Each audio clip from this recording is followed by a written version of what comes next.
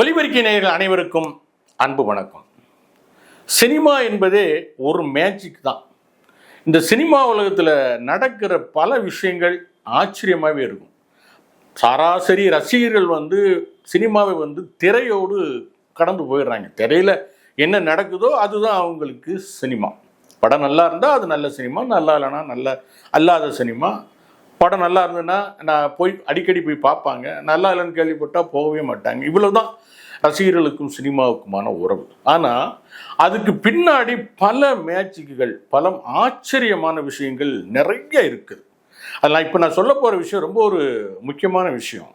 அதாவது சினிமாவுக்கு நிறைய நடிகைகள் வருவாங்க, சினிமா வாய்ப்பு தேடி வருவாங்க. பாம்பேலேருந்து வருவாங்க, ஆந்திராவிலேருந்து வருவாங்க, கேரளாவிலேருந்து வருவாங்க, வாய்ப்புகள் தேடி வருவாங்க. இன்றைய தேதியில் வருஷத்துக்கு கிட்டத்தட்ட 60-70 புதுமுகங்கள் சினிமாவில் நடிக்க வர்றாங்க. அவங்களெலாம் அடுத்த படம், 2வது படம் கமிட் பண்ணுறதே ஒரு 5-6 பேர் தான் அடுத்த படத்துக்கு போவாங்க. மற்றவர்கள்லாம் அந்த ஒரு படத்தோடய அவங்கள அந்த சினிமாவை கடந்து வேறு வேறு இடங்களுக்கு போயிடுறாங்க, வாழ்க்கையை அமைச்சுக்கிறாங்க, வேற வேறு வாழ்க்கையை அமைச்சுக்கிறாங்க. சினிமாத்தோட ஒரு படத்தோடு அவங்களுக்கு முடிஞ்சு போகுது. ஆனால் இதே தான் இப்போ 60-70 நடிகைகள் வர்றாங்கன்னா கொஞ்சம் வருடங்களுக்கு முன்னாடி கொஞ்சம் 30-40, ஒரு 80-70களில் பார்த்தீங்கன்னா 20-30 இந்த மாதிரி நடிகைகள் அறிமுகமாகிட்டே இருப்பாங்க. வருவாங்க, கொஞ்சம் நிற்பாங்க, அப்புறம் காணாமல் போயிடுவாங்க. இது ரெகுலராக நடக்கிற விஷயம்தான். ஆனால் என்னன்னா அவங்களுக்காக போராட முடியாது. இந்த சினிமாவில் ஒரு நடிகையாக ஜெயிக்கிறதுக்கு போராட முடியாது. அதாவது ஆண் நடிகர்களாக இருந்தால் ஒரு உழைப்பை வச்சுக்கிட்டே அவன் போராடுவான், கொஞ்சம் பணம் வச்சுருந்தா பணத்தை வச்சுக்கிட்டே போராடுவான். பெண்களுக்கான ஒரு பெரிய மைனஸே அவங்க பெண்ணாக இருக்கிறது தான்.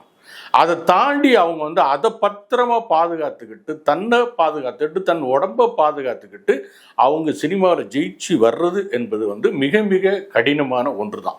அதனால அவங்களுக்கு முதல் படங்கள்லே கசப்பான அனுபவங்கள் அமைந்து விடுறதுனால அவங்க அடுத்த படத்தை முயற்சி பண்ணுறதில்ல. ஜெயிச்சா அடுத்து நடிக்கிறாங்க, அது வேறு விஷயம்.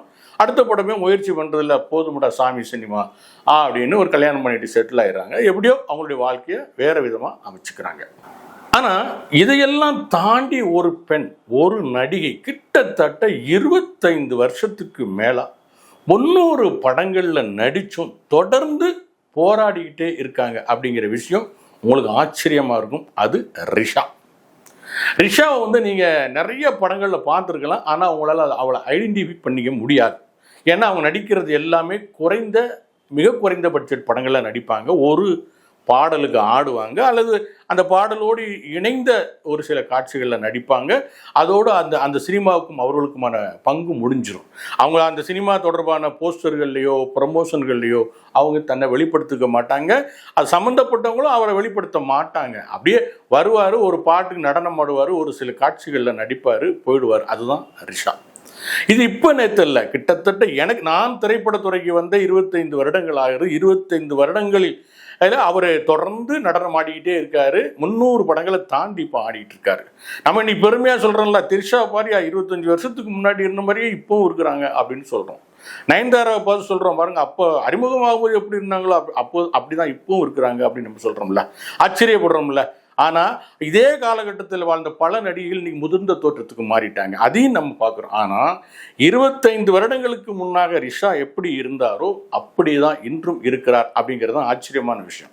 மற்ற நடிகைகளுக்காவது மிக சொகுசான வாழ்க்கைகள், நல்ல உணவுகள், நல்ல சௌகரியங்கள் எல்லாம் இருக்கும்போது ரிஷா தன்னை அதே போல தக்க வச்சுக்கிறது என்பது ஒரு ஆச்சரியப்படத்தக்க விஷயமாவே இருக்குது.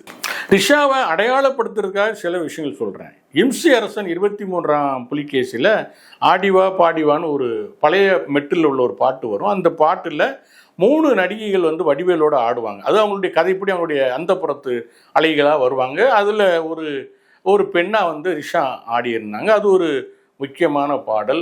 சரவணன் இருக்க பைமேன் அப்படிங்கிற படத்தில் நம்ம இப்போதைக்கு துணை முதல்வராக இருக்கிற உதயநிதி ஸ்டாலின் உடைய சேர்ந்து அவங்க ஆடி இருக்கிறாங்க. நதிகள் அணிவதில்லை அப்படிங்கிற ஒரு படத்தில் ஹீரோயினாக நடிச்சிருக்காங்க. வந்தாமலை அப்படிங்கிற ஒரு படத்தில் 2வது நாயகியாக நடிச்சிருக்காங்க. சித்தர்கள் அப்படிங்கிற படத்துலேயும் அவங்க நாயகியாக நடிச்சிருக்காங்க. இப்படி அப்பப்போ ஒரு சில படங்களில் நாயகியாக நடிப்பாங்க. அதுக்கப்புறம் தொடர்ந்து அவங்க நாயகியாக நடிக்க மாட்டாங்க.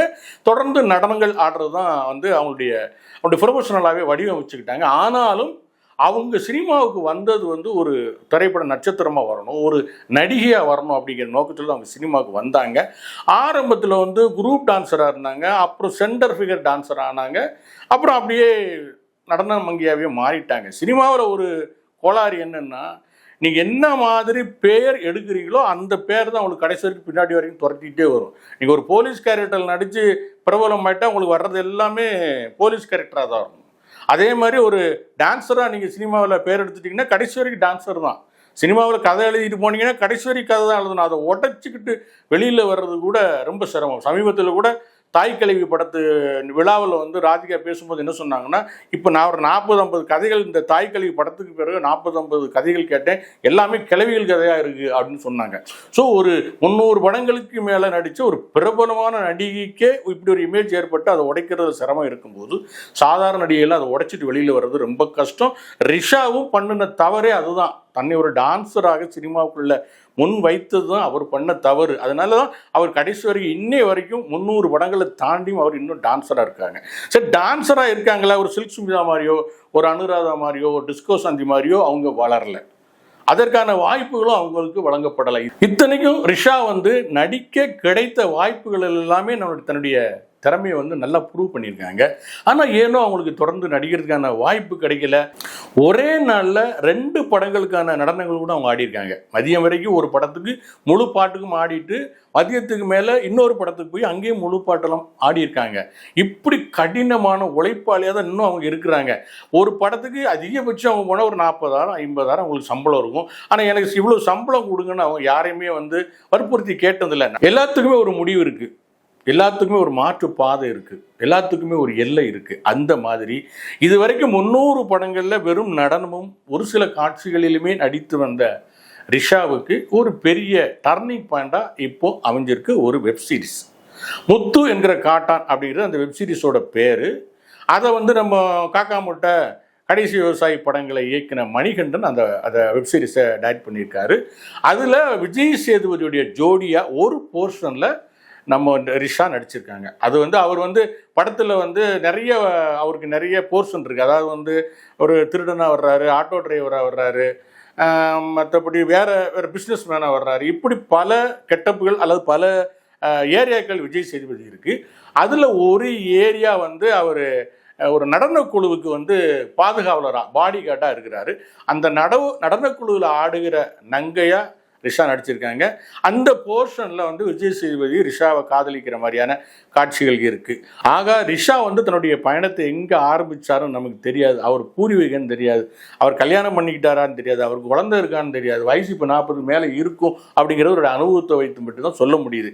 ஆக தான் எதை நோக்கி அவர் சினிமாவுக்கு வந்தாரோ அதை இன்னைக்கு அவர் பிடிச்சிட்டாரு, அவர் அடைஞ்சிட்டாரு.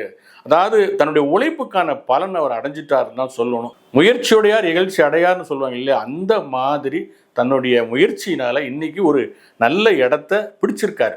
ஆனால் வழக்கம் போல நம்ம கேட்டுக்கிறது என்னன்னா, வழக்கம் போல சினிமா இதுக்கு பிறகும் அவரை கைவிட்டு விடாமல் அவருக்கு ஒரு நல்ல வாய்ப்புகள், நான் வந்து அவரை ஹீரோயினா வாய்ப்பு கொடுங்க, ஹீரோயினா நடிக்க வைங்க அப்படிலாம் நான் கேட்கல. அவருடைய திறமையை பாருங்கள். இப்போ இந்த தொடரில் அவர் எப்படி நடிச்சிருக்காருன்னு பாருங்கள். தொடர்ந்து அவருக்கு கேரக்டர் ரோலாவது கொடுத்து அந்த பொண்ணு என்ன நோக்கத்துக்காக சினிமாவுக்கு வந்ததோ, இவ்வளோ வருடங்கள் வந்து எவ்வளோ கஷ்டப்பட்டதோ அதற்கு ஒரு விடிவுகாரமாக அதன் மீது ஒரு வெளிச்சத்தை பாய்ச்சுங்கள் அப்படிங்கிறது தான் சினிமா நண்பர்களுக்கு, இயக்குநர்களுக்கு நான் வைத்திருக்கிற கோரிக்கை. நன்றி நேயர்களே, உண்மையை பேசுவோம், அதை உறக்க பேசுவோம். இந்த நிகழ்ச்சி உங்களுக்கு பிடிச்சிருந்தா லைக் பண்ணுங்க, ஷேர் பண்ணுங்க, சப்ஸ்கிரைப் பண்ணுங்க. நன்றி, வணக்கம்.